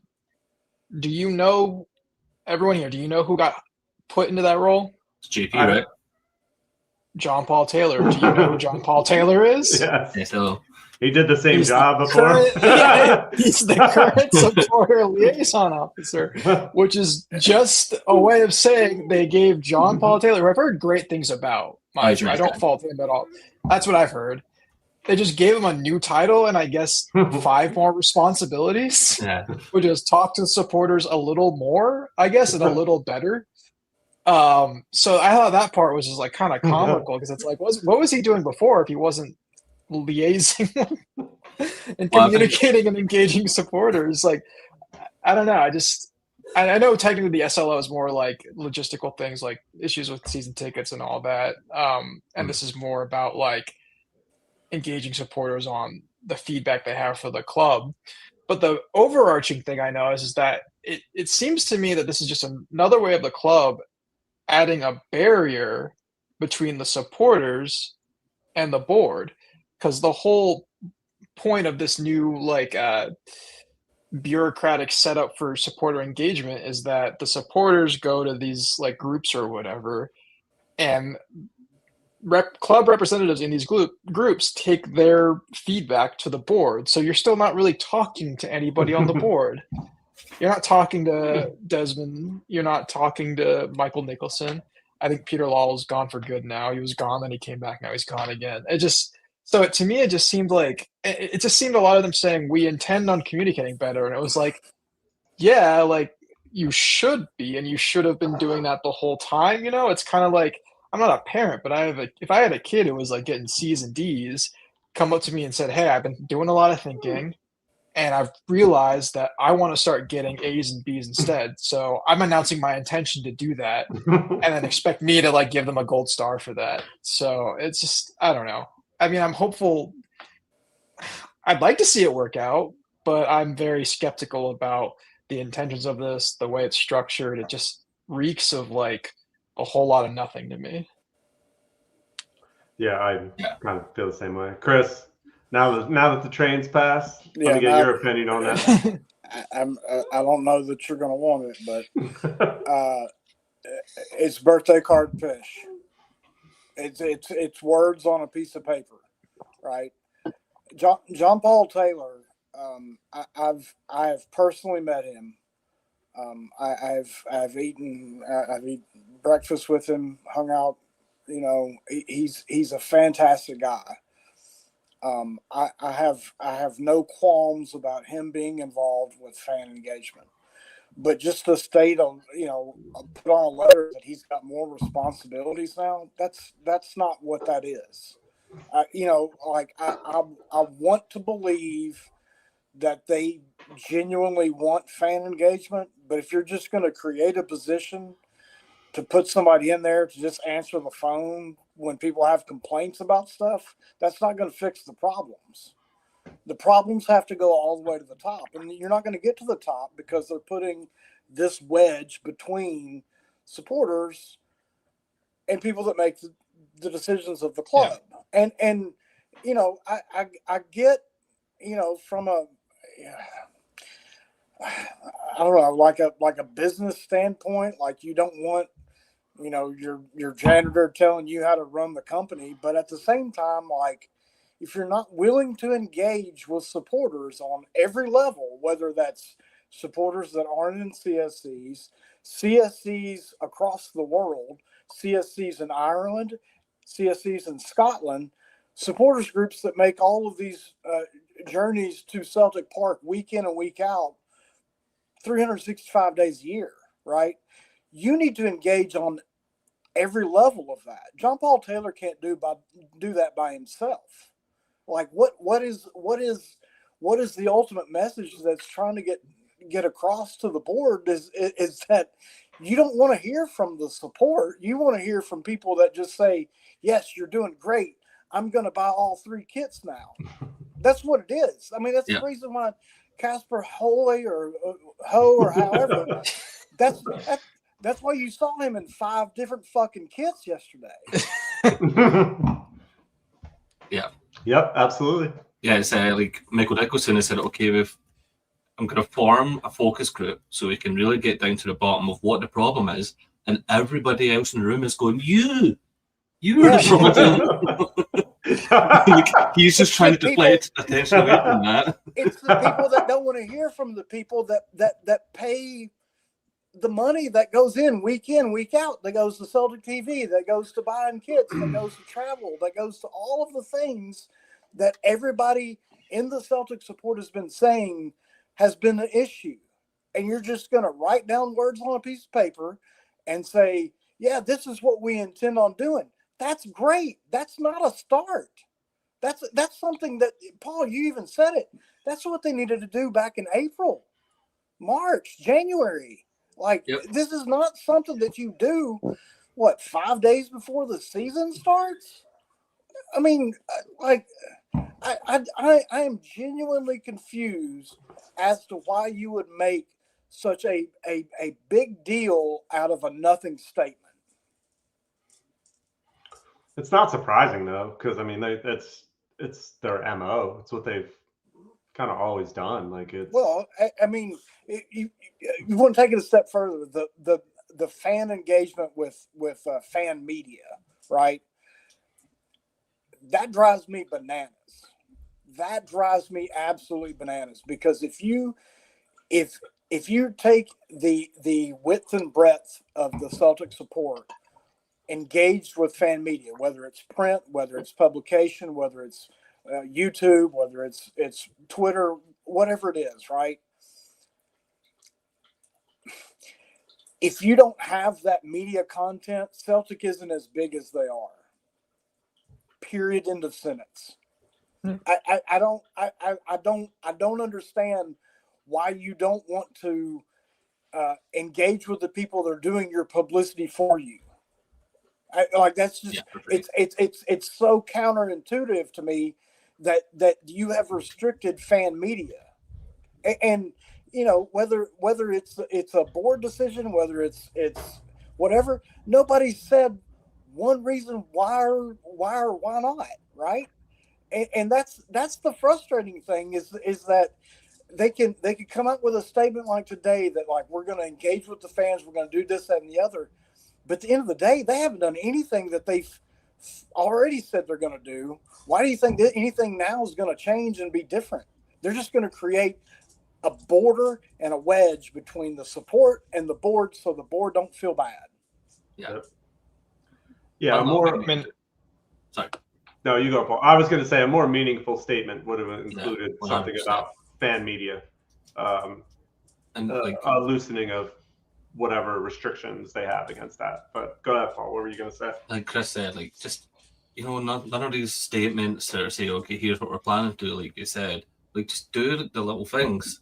It's been almost a decade of the whole joke being that there's not even warm water in the bathrooms at Celtic Park. Put a million into that. Say, let's investigate this. Let the fans know that we're looking into that problem for you. There's your communication, there's your fixing the infrastructure. It's 2 little things right there that you could have just done. Didn't do it. Mm-hmm. It's these little things that could easily be done and they're not doing it. Instead, I mean, I don't moan about like the selling the stuff on social media because that's just them sticking to their contract with Adidas. Like you get all these things, you've just one little tweet in between them and say, oh, we had a wee look into stadium infrastructure and we're going to look at this. And we spoke to these people and we're working on it. People would be happy with that. Instead, they're coming on and saying we're going to make a little focus group full of all these people and we'll see what we can do. So that's going to be another year down the line before they all get into a meeting together. Yeah. So it's just hitting can down the road to say they're doing stuff but doing nothing. I mean, like obviously they, like we said, they come out after we make the big signing. I think it's a problem with Celtic. You can see right through every little move they make, the timing and stuff. Putting stuff out at the end of the day, so nobody will be in the office to deal with it. It's just these little things where you could have treated the fans with some respect and they just choose not to. And it just makes you feel like they hate us. And like, same with the fan media, it's like they didn't necessarily ban the fan media, they just stopped inviting them. Mm-hmm. So like there was no like reason needed done. It's like, hey, well, you're lucky to get the invite in the first place. And I know a few people in the fan media are like, they're not bothered about the fact they're not invited back because the access they got was pitiful. You'd take a day off work, you'd go all the way down to Lennoxtown, and you'd see one question with a manager, and that was it. They're not bothered, but at the same time, like so many clubs do such a good job. Like the Anfield Rap were just up at Celtic Park filming last year. Meanwhile, Celtic fan media can't get a sniff. Just these little things they could be doing that could make us more willing to say good job when they do the right things, like they did with Casper. Yep. But we don't want to, because they'll just keep patting themselves in the back. Yeah, I think that should. I mean, go ahead, Shaun. on the fan media front, there's one obvious fix, one way to rectify all of those issues, and I think that's giving the four of us each a press pass. 100%. Because we are very serious Celtic fan journalists. But no, in all seriousness, it's just, I think one of the things that, even if they had an incredible transfer window this summer, you already signed Casper Hug, you already signed Camilo Duran, you get the German midfielders, that deal, Miko Bauer, you get that deal over the line, and then you sign one more center back, you sign another midfielder, you sign a new right back in the event AJ departs. Like, even if you did all of that, that doesn't change the fact that the communication from the club has been pitiful, and that they're barely even trying to hide their utter contempt for the supporters. And even if they were justified in that contempt, because not all of us are angels, and not all of us are like genius Nobel laureate type football fans, except for me. But even if they were justified in that open contempt, you still don't do that. That's just my bad business sense. Like, there are customers where I work who are complete idiots, but I can't say that or imply that to their face. I would get fired, and justifiably so, because that's bad business practice. It's baffling to me. So like, that's still a major problem. And this statement just feels like, almost like, the more I think about it, it's kind of even more patronizing that they would go through the trouble of releasing it. Yeah. Not as if we can't read between the lines of doing this right after making the club record signing. Like, it's just it's infuriating. But again, maybe I'll be proven wrong and it turns out into something, and Michael Nicholson will be a guest on this podcast. So I don't know. The one thing to maybe not defend them, but explain their working, I guess, is like the kind of the roles or whatever that they're advertising for, like the Irish supporter, international, and yada yada yada.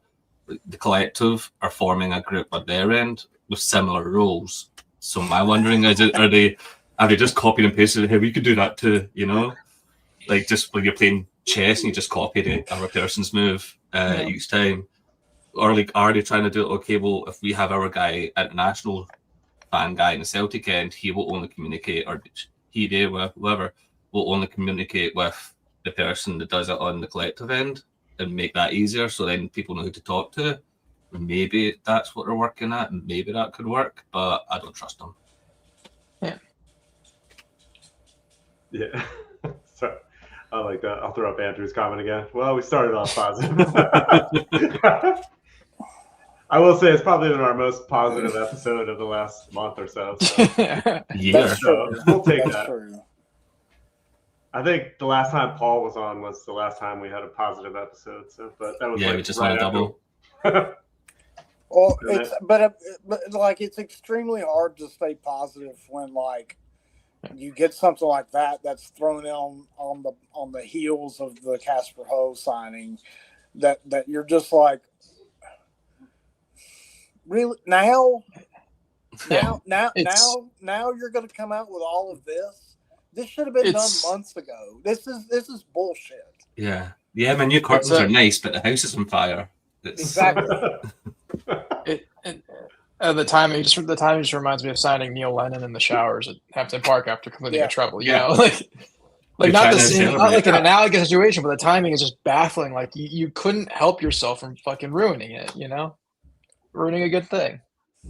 Yeah, they in their minds probably thought they were doing a good thing. But but Paul, I think you said first, like it comes off as just like a one, like patting ourselves on the back, and then two, kicking the can down the road, and like dealing with whatever problems we have later. And it's, I don't know. This is just an overall statement that most people don't want to take accountability for anything.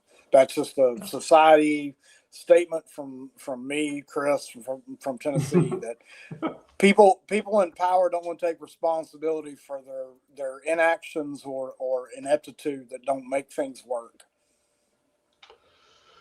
Yeah, I like Shaun's idea of getting a Michael Nicholson on the show sometime.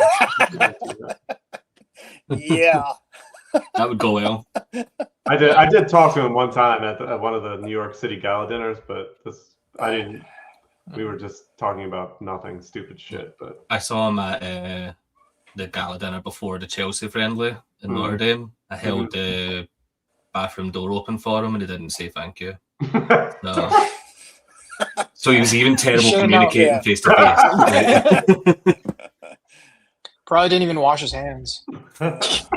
He stank. It was all down his leg and everything. All right. I know some people like her. I mean, he was personable, but like we didn't talk about anything of any substance. We were just talking about like he worked in the shore town in the Jersey Shore I go to every summer. Like when he was in high school and college, worked over there. But beyond that, that was our entire conversation. I didn't get a chance to badger him about the awful. But this was before last season, so it wouldn't have been. I wasn't as enraged at his job performance as I am these days. So, but I guess last thing I want to mention, and this kind of brings in the whole American sporting Celtic in America. So we have our league opener coming up on Monday afternoon here. So for us, I think it's a 2:30 kickoff in Philly. I guess for you guys, you guys will be 1:30. Yeah. Is it? Yeah. So the challenge of being a Celtic supporter in the United States, like to have the league opener, Flag Day, celebrating last year's title, on a Monday afternoon where we're all working. Like I know, Paul, you are the president of the CSE in Chicago. Like it's challenging enough to get guys in to watch games. Like, so how frustrating is that, I guess? One, that it's scheduled for that, and like how that came about. And I guess what's your expectations for Monday at the club? It's hard to call because usually the opening game of the season is like everyone shows up first day and most people you haven't seen in months and you're excited to show off your new hoops and start a new season, seeing new players. But yeah, we feel kind of being robbed of that a little bit by it being Monday. And I understand the reasons for it being Monday. There's just a lot happening and around Glasgow with the Commonwealth Games right now, and there's a major event happening literally at the Emirates right across the street from Celtic Park. So I get it just wasn't feasible, but it's frustrating. It's incredibly frustrating. I think we will get a decent enough turnout. I know a few guys have taken the afternoon off for it, and we usually get it's that time of year where you're always going to get a bunch of tourists in Chicago from back home. So we might probably see a few people from back home, and so hopefully it'll be a good day out. I don't know if I'll make it along for it, being a Monday afternoon, but I'll try and at least make the second half if possible. Don't know if I'll be boozing though, but I'm sure Celtic can decide that for me. Yeah, I mean I know like Chris. I know me and Chris a lot of times will do the code of silence CSC where we I can't do that. Record the game, watch it later. I haven't done it as much in years, but I've done it once or twice this last season. But Chris is a pro at. Yeah. No, and I mean, just because of what my job was in previous years where like I was on a job site all day or whatever, and I wasn't near a computer or TV or anything, right? So I was completely on an isolated thing, and I was out building things. But yeah, no, the cone of silence works great for me just because I can do my job, and then when I get home and I get showered and get a cold beer and whatever, and I can turn on TV and watch Celtic. Great, right? That's so. I mean, it's really not a big effective thing for me, but for a Monday for Flag Day, yeah, I'm at least gonna crank it on as is, whenever kickoff happens, and we're just gonna two screen it at work that day, hopefully. But yeah, I mean, I know those it's typically reserved for those Champions League Tuesday, Wednesday games is what and it was fun sometime. And I mean, I remember doing it where and I remember some of the games like where I would like kind of live tweet it as I'm watching at 8:00 at night after it's 4 or 5 hours after the game, and we just got pumped like 7-0 by Barcelona, and and then I don't read the tweets read the responses till after. It was like, can somebody please save this guy? And like and I get that from Chris all the time because I know Chris does the cone of silence. I don't. I want to enjoy watching Celtic, right? That's the one thing that I don't like about watching live on like a second screen during your work day or whatever, and just have it on in the background. It's like you can't watch it with the same level of passion, the same level of like I'm intensely watching what Balikwisha's doing on like every time we're going down the field or whatever, right? Sitting on the bench. Yeah, and I just like I enjoy being able to like crack a cold beer and just kind of relax and watch it and just kind of soak it in as much as I can. And I mean that worked. That's worked for me for 14, 15 years now. So I mean it's not like it's a uncommon thing, but I think the thing that's different with Celtic Player, I don't know if y'all have messed with it yet, because I mean Celtic TV upgrading to the Celtic Player. Like now you can start a match and it'll give you an option immediately that says watch live or watch from the beginning. That's a huge upgrade for me from, here's your first half that you've got to wait until it pops up, and then here's your second half, and you may not get the second half until 10 minutes after you get done with the first half. Like they've at least changed that. So I've got to give the Celtic media all of their production stuff to go to the Celtic Player. Like it's extremely effective, especially from somebody that does like a cone of silence to watch matches sometimes. Yeah.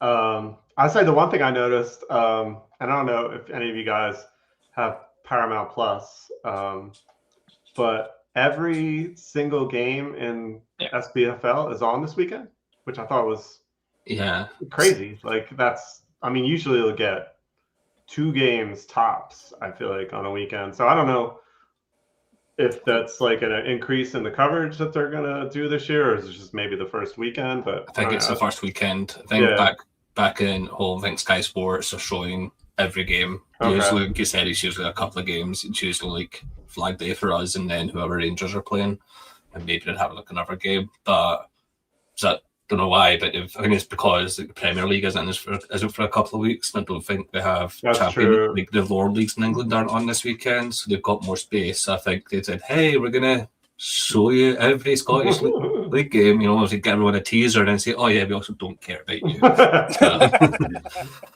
So it's kind of cool to know that I'll be able to watch all the other teams this weekend if I've got time. Yeah.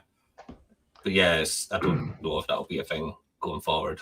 Probably not. But yeah, that's a Milky Moo. Not easy to avoid the score over there, and yeah, I could see that. Like it's not easy here enough, like because especially in the CSE group chats. yeah, but I mean, Yeah. even for me, like where I don't like you have to really be good at, and sometimes like my wife will drop like little things like where she or my son will say something like where I don't tell them that I'm in this, and I'm like, and they don't even give me like details. Like, are you watching the game? And I can just tell by the look on their face, like that either something good or something bad happened. And I'm like, so it really does. It is challenging to get through those 4 or 5 hours before I can start a game. Sometimes, like you definitely have to be dedicated to not knowing the score. yeah, Absolutely. Yeah. Like you have to be dedicated to not open the internet haphazardly, social media haphazardly. Like you have there is some real, you've got to have some willpower to not open anything up that could possibly give anything away. But like you said before, is like, you could sit there and be watching a Champions League match and watch us get pumped 7-0 by Barcelona, and then like you get done with it, you're like, I should not have watched that. Why did I do that? That's terrible. yeah. So damned if you do, damned if you don't. Yeah. Yeah. Dude, I constantly, like, I know with you, I said, like, with you, Chris, you watching, doing the Cone of Silence more often, and, like, those games that we do lose, or I mean, there was tons of games where we were there were so many games where we were so poor last season, and they're like, you got to tell Chris. I'm like, nope, he has expressly told me not to tell him, because, like, it's, like, he's got to suffer through it like the rest of us. Yeah. And, like, and you're right, like, if I don't suffer through it, then I didn't live it the same way that everybody else did when they were watching it live. Yeah, absolutely. So I guess this will be our, before we wrap up, this will be our first time where we're getting back to predictions for for the week. And I'll go to you first, Shaun. What's your prediction for Monday versus Dundee?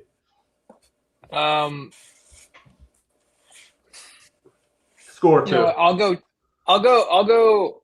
Like I said, it's going to be a little ho hum. It's not going to be terribly interesting. I will go 2-0. I'll take that. But like it'll be 1-0 for the majority of the match, and we'll score like a stoppage time winner. And my goal scorers are McGregor and Duran. That's what I'm going to say. Duran in stoppage time. McGregor 13 or 14 minute ball from just outside the box. All right. I'll go to you next, Paul, because I know what Chris is going to say. Well, Shaun just kind of stole my answer, to be honest. Yeah, I'm kind of leaning a frustrating 2-0 win. Maybe probably 0-0 at half time. Is that hound dog? Yes, it is. Doc. Yeah, I think it'll be kind of 0-0 at half time. I think the scorers will be Duran and I'll get Forrest. We'll get the streak started. Keep the streak going out. Get that out of the way so we don't have to do that nonsense for the year. That'd be a good story. Yeah. I think Casper will also come up, look good, but not really. Maybe struggle with the low block that will come up against. Yeah. Yeah, I mean, he should be he hasn't played with us, but he's had some action, so it's not like he's not going to have any fitness level to play. But Chris, 2-0? 2-0. Everybody's saying 2-0. Damn. I don't know if I think I'm going to go 2-1 to Celtic, but you have little faith. Maybe up 2-0 and Dundee gets a late goal, which is probably better. But was it towards the end of the season? We couldn't stop. We always had to concede one. We always did. Yeah, that's true. But I mean, like, I long for the days where we get back to those winning, 4-0 and 3-0, like, and comfortable. Like, we hardly had that at all last season. Like less than a handful of times over the entire season, probably where that happened, which is like insane. Like, It was like O'Neill's first match against Falkirk, was it? It was like a 4-0 or something like that. Yeah, we had like And then two. I guess if you can't- count the semifinal against St. Marion, but that was all in extra time, so added Yeah. time. That weird goal scoring flurry. Against like a I just 16-year-old keeper that we hadn't bothered. We didn't have like no shots on target the second half, and then they had like 7 goals in like the first 5-10 minutes of the extra time. 4 goals in 6 minutes. Yeah, that was crazy. That was insane. Yeah. But yeah, like we hear Chris's Doc's nails pattering around there. I can't wait for Chris has got some stickers possibly coming out with Doc on them or Hound Dog on them. So I'm gonna preview that slightly, but I look forward to seeing those come out. I haven't sent them off to but get made yet. So, but yeah, I've seen some of the prototypes, and I like it. So, but yeah, so I want to throw up a couple comments that I've been saving for the whole show, and shout out to Mayo for the All Ireland, and for Milky Mule. I did watch it. It was that unreal match, like. One of those games, because I'm more like a hurling guy, but that game sucked you in like to the football. That was just pure theater, and the story behind it with Mayo not having won in 75 years and the curse, and I know a couple of our guys like Bobby, who's on with us a bunch of times. He's a big Mayo guy, so like it was good to see that go down for I know him and all the guys and everybody who suffered over the years for 75 years for Mayo. So that was cool. And there was a lot of chat in the comments earlier, and I was like trying to figure out how to fit in Gaelic football chat into Celtic talk, and there's just no easy way to do it. So I'll just save it for the end. But doesn't Yang like a bit of Gaelic? He was over playing a few months back. I did see that. Casper Schmeichel too, actually. Casper Schmeichel was there because he heard Mayo championship and he got excited, but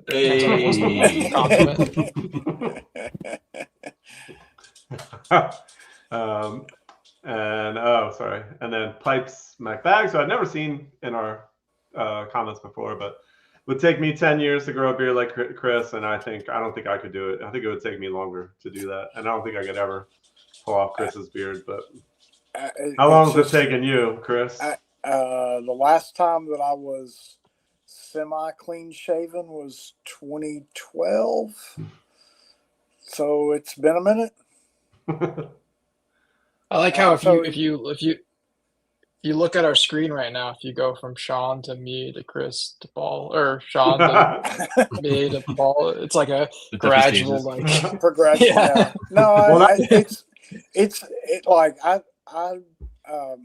my sister cuts hair, so she's kind of my stylist, I guess is the best way to put it. And she like every time she cuts my hair, she trims my beard, and then I usually have to trim it in between getting my hair cut and getting my beard trimmed. So it's probably more maintenance than it's really worth, but it's only really enjoyable in the wintertime when it's cold and windy and like you can, I don't know, not sweat your ass off with it. So that's the only negative thing about it. Well, I like Shaun. Shaun, you said like that Bobby, who I mentioned, who the big Mayo guy, like he's in the chat a bunch of times rating the beard game, and I'm almost always in last place. There's been a couple times where I came in third, and I think one time I came in second. But I'm almost always in last place. But well, beards, they just grow on you. We're hitting the dad jokes now. Oh yeah, dad jokes. But yeah, but I mean that's a good segue. The comment, like, thanks for everybody for getting in the comments, and we'll wrap it up here. We're almost at 2 hours, and it's almost to the point where at our our sponsor break for Depends or catheters. and I know I'm at that point. So, but thanks for the comments tonight, and it's good to see some, old faces, and like I said, new faces. Like I've never seen, like Pipes, Mac Dags.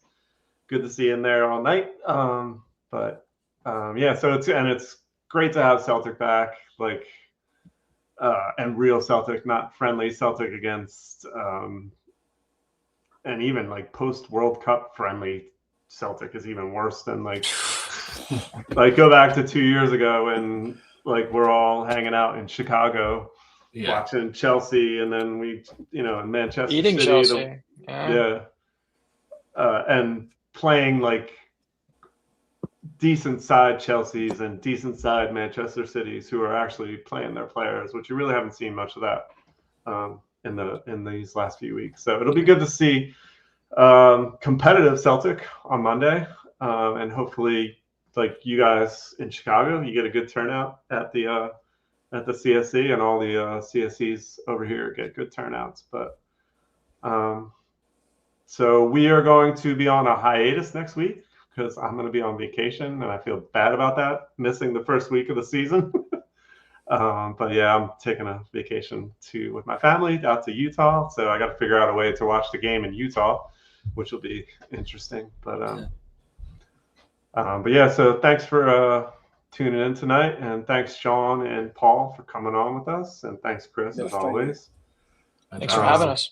Yeah, so and look forward to this season and getting back to it, like talking about the games and all. So I know we've kind of kept it going all summer and it happened fast, didn't it? It did, right? It went by quick, and we I think we brought a little bit of positivity tonight for a decent portion, and then we might have lost it a little bit at the end at that statement today from the club. But it's good to get back to a little bit of positivity, because I know last week I was getting really negative, so I feel bad for that. But so let's wrap it up there. Cheers guys for coming on, and thanks guys for getting in the comments and watching, and we will see you in 2 weeks, and me and Chris will get together and figure out who is going to get on with us, and on the hoops on Monday afternoon. So cheers. Check it out.